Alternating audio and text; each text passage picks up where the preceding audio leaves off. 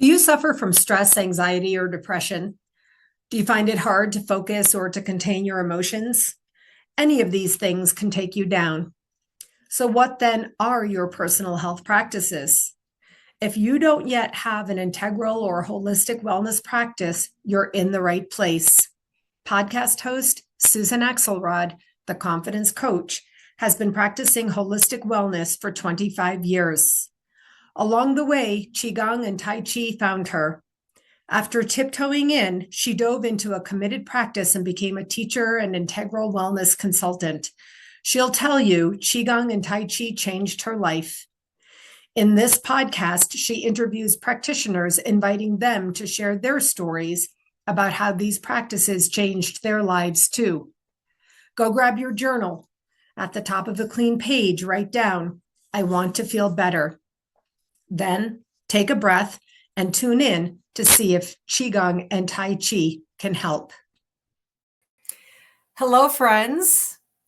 I'm here to say Qigong and Tai Chi can help. I'm living proof of that, and that's why I'm hosting this podcast series. Today is special because I am interviewing one of the leaders in the world of Qi, and I'm delighted that I will be speaking with Josie Weaver today. If you've been following my podcast, you know that I'm reading bios specifically because I want you to know who other people are who are practicing Qigong and Tai Chi. Josie Weaver is a dedicated teacher of mind-body practice with multiple certifications in Tai Chi, Qigong, yoga, and bodywork. She teaches mind-body arts in medical settings and leads public classes in Spanish and English in the San Francisco Bay Area and online. Josie is past president of the Healer Within Foundation, a nonprofit dedicated to mind-body education and training, and has served on the board of the Qigong Institute. Josie invites you to pursue your desire for healing and optimal health as your unique and powerful road to growth and transformation in all phases of your life. Hi, Josie. Welcome. Thank you so much for joining me today. Oh, thank you for having me, Susan. It's so exciting to be here with you and to be talking to this beautiful community that you've cultivated. So thank you so much. Yeah, absolutely. I just want to say right from the start, I'm delighted that you lead classes in Spanish. I think this is so vitally important that we have as many people as possible able to lead classes in Spanish to really meet the needs of our Spanish-speaking population. So I really wanted to say, I read that in your bio. I'm very excited about that. Yeah, and it was I got encouragement from Dr. Linda Larkey, who is also someone you may know in the Of circles course. of practice, and who's a beautiful researcher, deep researcher who's done really beautiful work, deep work that's changed the whole landscape of how science is looking at these practices and how they are beneficial. So she recruited me to teach in Spanish, and this is when I really dove in. This was a couple of years ago. And then I started to teach just classes at the medical centers where I teach normally in Spanish. And just people speaking Spanish really are looking for these practices. So there's like an untapped market, I would say, if you really want to get out there, try to, pick up another language, and especially Spanish is just like really great. I grew up speaking Spanish, so it was one of those things that was kind of informal, but to really use it to teach and to do this in my professional work, wow, it was really a game changer and just really made me more confident too, and to be able to go in front of different crowds and to teach, so it's been really wonderful. Yeah. I am thinking perhaps we might, if you're willing, another time to have a dedicated conversation on that topic.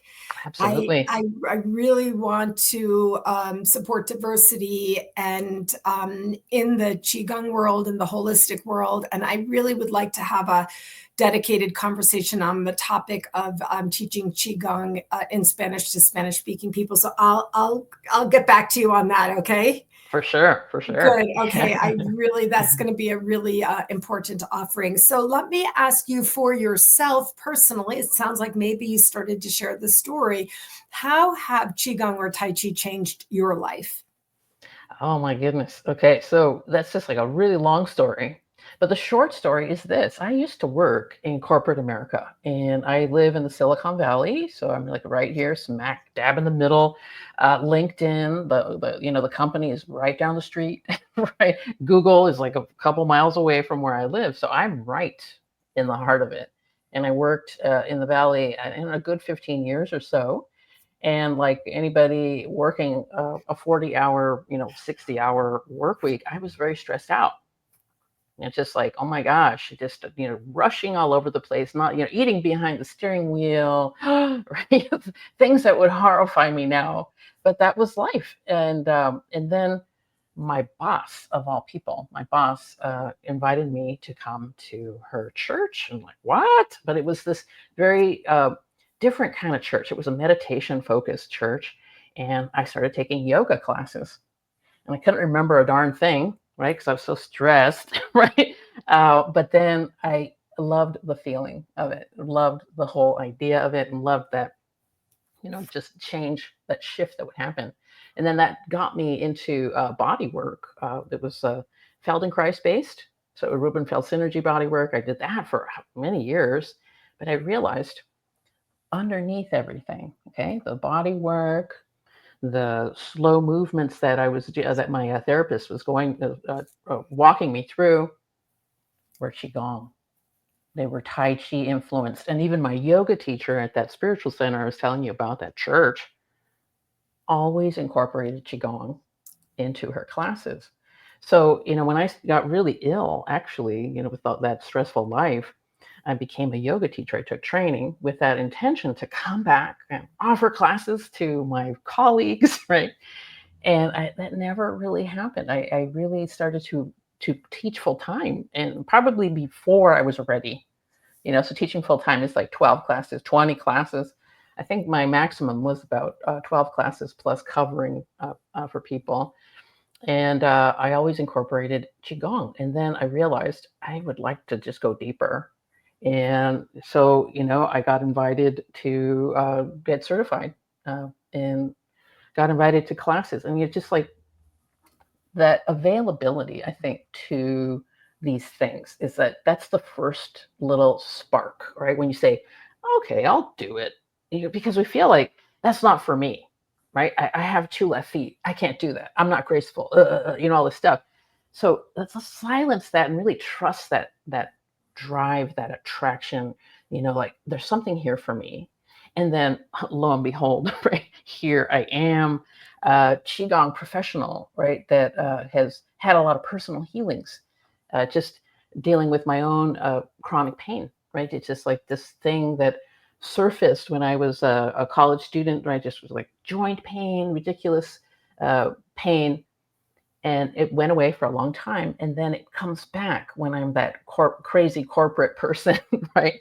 But it was these practices, breath work, moving slowly, meditation, that is what got me back into this feeling that my body is sanctuary. My body is actually trustworthy. My body is my home.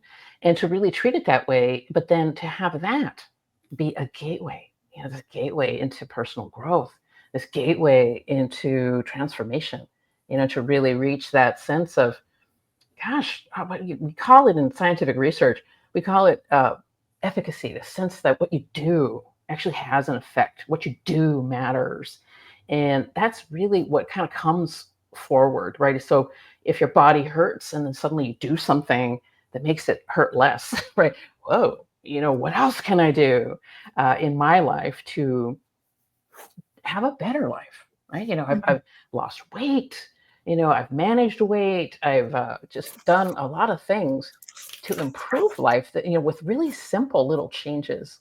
So, what we always say, right? The bare minimum of practice, which I love. I love it. Like, what's the smallest thing I could do and still practice is breathing. That that conscious awareness of breath, right? And then, to get lost, like in the count of breath, right? It's like, oh, I got to start over. I was counting my breath and then I got distracted, right? And it just kind of like live through that and to notice that that's so natural. That's kind of what happens to everybody. And then suddenly you realize that now you can actually not get distracted, right? You're Focus. actually able to focus, Yeah. and then that changes everything, right? So now you can focus on simple things like, that cheeseburger doesn't taste really good, right? Right? It's not that great after all. Those French fries did weird things to my face, and made me break out in acne, and so you start connecting those dots. Sounds ridiculously simple, but then you say, what else is there here? So you kind of have this like physical sort of proof, right? What I like to say, like a demonstration that you're actually doing it.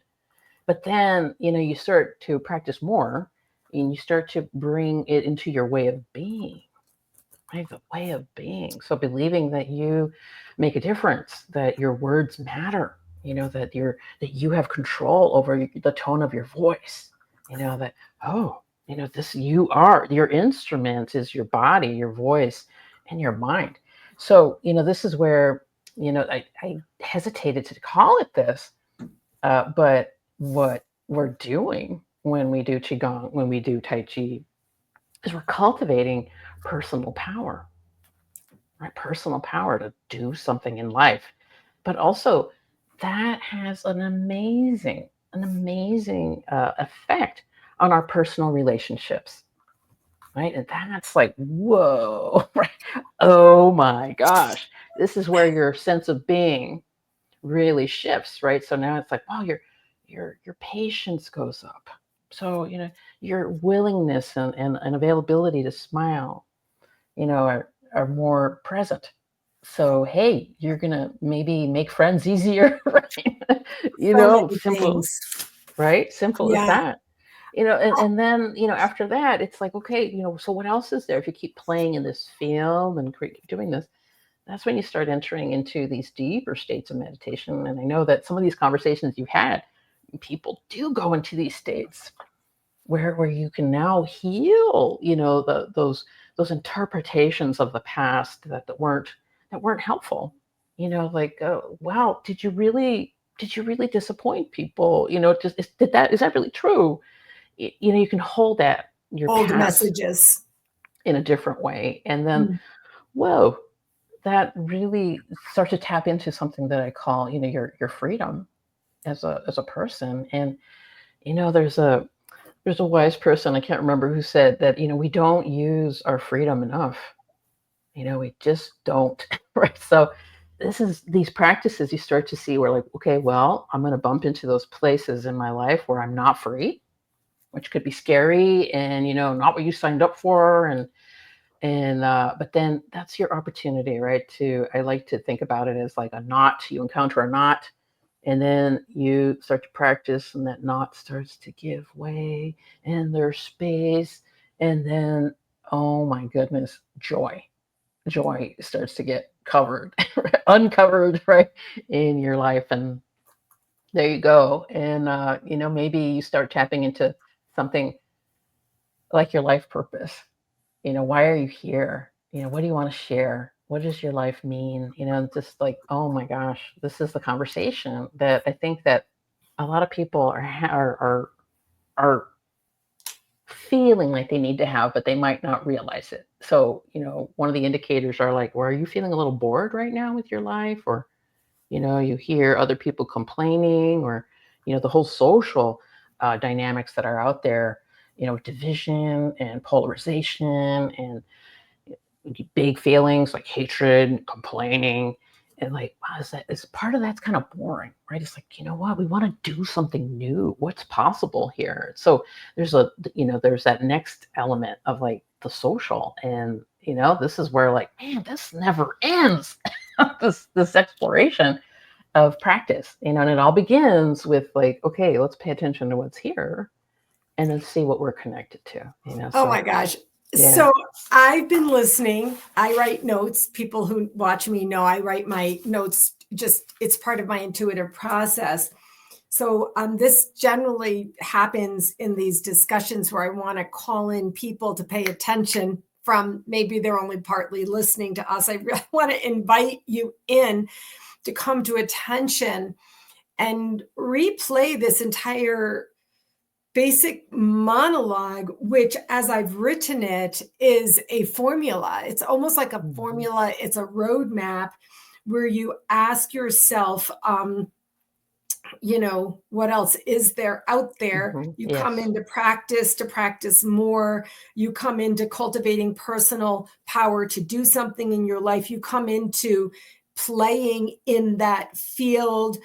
From there, you go deeper from healing on the way to your freedom. That was a whole ridiculous thing. That's mind blowing.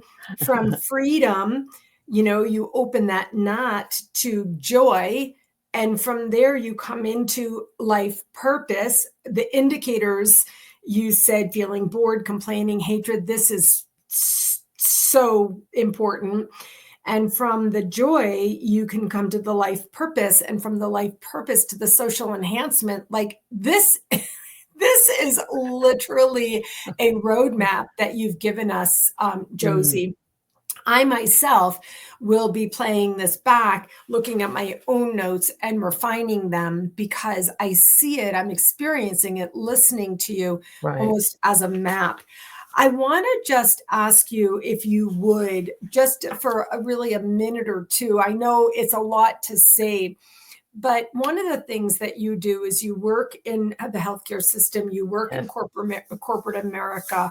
Either way, I want to ask you, what kind of resonance do you get from people in these busy, stress-filled environments? Yeah, you said the word resonance, right? Is that is out there. What I see is people not realizing that they need this. Okay. So what I see is people recognizing that they need relief, but they're searching for relief. They're searching for that thing because everybody knows, I think, that it's like, well, if you slept more, if you exercised, if you ate right, it's like we know those things. But how do we apply them? That's what people are, I feel like that's where the resonance is like, I didn't know I could take a walk in the park and look at trees and notice that they're all different. I had this one client say that, right? And you go, wow, but that was like this revelation. And so like really making it real for you, that's really what the resonance is, right? So people say, oh, well, this is good for me, right? So like I'm gonna jog 3 miles because that's good for me. But if you jog those 3 miles and enjoy that, or if you're going to say, I'm going to look at trees as I run, or I'm going to count, telephone poles, or I'm going to, whatever. And now this is like a game. Now this is like, oh, okay, I didn't realize this. The time could go by so quickly, or I could just do this. This becomes something that could be part of your life, not this thing that gets, I like to use the term bolted on, right? Bolted on and forced in there, but more like this could be joyful. So if you do this little practice and realize you can shift your mindset, you can shift your system, and the body needs time. The body needs about 20 minutes really to get a true shift. Okay, now what happens in our society is that we don't get that 20 minutes for transition, between things. I know myself, it's like, oh no, I'm going to run to the next thing. Right. Back in the day, right? It's like back in the day I did that, but like now, let's do a little transition. So even this gesture, and I'm going to just invite you to do this with me, Susan, because we're coming to the end. This just makes me take a breath. This makes me go, you know what? I think we're getting to the end. I think this is it, right? Oh, I Right, love that. right. And then it's just very practical and simple, and that's very, very applied qigong. And this is where people start to get it. They go, oh, I didn't know I could do this with my hands, right? I didn't know I could look at trees. Sounds ridiculous, but it's like No, until you do it. I mean, honestly, I was that like I'm Yeah, sitting here. me You too. don't really know me, but like I was that person where I would be pay attention, listeners and viewers, I would get in my car and drive up the highway to pick up my kid in daycare and have no idea, no consciousness on that drive, which of course also is dangerous. And it was part of my growing awareness where my husband would say to me, like, basically, like the Mulberry Street book, what did you see, Right. on your drive? And I had to admit to myself the state of being that I was in. And I want to say what you did with us just to edify, to enlighten people. When you said, Susan, I want to invite you to do this with me. That was like almost code for let's come into alignment for a minute Right. and use our mind focus, and then take a breath, you said, Mhm. and then use the body movement. And you said, take your own hands and be like, finish it up. Okay, well, that's done now. Right? You create this Right. essence, this understanding. Okay, well, Right. that's done. And now that would be a transitional moment or minutes that you give yourself. And then almost euphemistically, you turn to the next thing Yes. instead of that, racing from the beginning of the day all the way through. Josie, I feel the energy of people getting this. Yeah, well, I mean, I live that. And in fact, it's like, the culture that we live in right now, okay, we call it the information economy, right? So it's like there's something that's trying to sell you something, there's something that's trying to get your attention.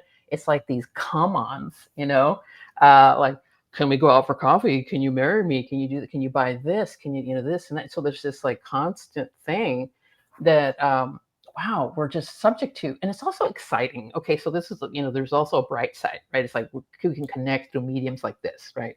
This is Yes, fantastic, of right? It's like, course. okay, let's not forget that. But then there's this element also of like, there's a lot coming at you. So, can you kind of like take that moment to, I'm going to step away.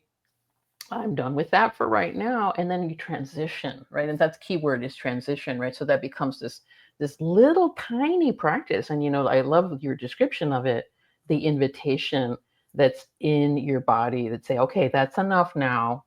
And you do something else because you want to do something else, right? You want to say, my time didn't go to doom scrolling for an hour, or whatever, Right. right? Right. I mean, if you would be willing, I know it's time and we can plan this out Hmm. whenever, but I also feel like we have that one other topic we're going to discuss. But I do feel that it might be worth a dedicated conversation on how Qigong can support you in a corporate environment. Oh, yes. And Yes. And also, I just want to say, I so much was that person living in unawareness. And again, to remind people to go back and listen to that whole first part on the progression of what it's like to come into awareness. I started with a therapist who taught me energy, even though she didn't really call it. She never called it right. qigong. Eventually, Mhm. one day, many years later, after qigong found me, I called her and I said, "Why didn't you ever call this qigong?" And she said, for me, energy underlies it all. So it's really more like chi, Yes. and Yeah. qigong is, of course, the practice of and the devotion to That's energy. right. So Right. believe it or not, this is our time. But Josie, let me ask you, where can people find you? Where can they access you? Yes. Thank you for that. So I invite people to come to my website, www.josieweaver.net. Okay. And I do a weekly blog, usually comes out on Thursdays. And that's where I really share just like just things that happen on the path, right? It's like when you're trying to do this, when you're trying to embody, when what gets in the way. And so, like this week's topic is about clutter, right? Like, oh, are you, you're looking around. There's just like parts of your house that just seems to be like that clutter magnet. Suddenly, you look and there's a pile of stuff, and so that's a way to practice, and it's very appropriate right now because it's just like a couple weeks before Chinese New Year. So January 29th is when the change happens. So it's like a good time to be cleaning your house, dealing with clutter. So that's there. So yes, www.josieweaver.net, and come visit. There's little things that you can do on the website. and also just check out the upcoming classes. All right. Yeah. Definitely. And also, I just want to say that I signed on to your newsletter. I'm very prudent about this. I don't overclutter my Yes. mind, my body, my soul, or my inbox. And so I'm very selective of what I read. I did sign up to your newsletter because I got to know you and listen to you. And I do receive and read your newsletter. So I want to say I'm one person. Uh, Really, there's a lot in there. Your own story of chronic pain is another Yes. area that people suffer, and so there's a lot of information about that that you offer as well. And I will stay tuned. So I'm going to be in touch with you about 2 topics. We can figure out how we want to present that, hopefully coming back to this forum and having these dedicated conversations. Thank you for all you do. Thank you for your leadership in the world of Qi and integral wellness. On behalf of the world, I want to thank you and say I appreciate it, Josie. Oh, Take and thank you, Susan, for this medium, right? Just and everybody just really appreciating Susan's efforts, to bring these practitioners together and create this beautiful field of information and energy and exchange. And this is what these mediums or media were created for. Really, this is the exactly. ideal. Yeah. So thank you, Yeah, Susan. exactly. Thank you so much. All right. I'll speak with you soon. I'll look forward to it. Take good care. All right. Bye, everyone.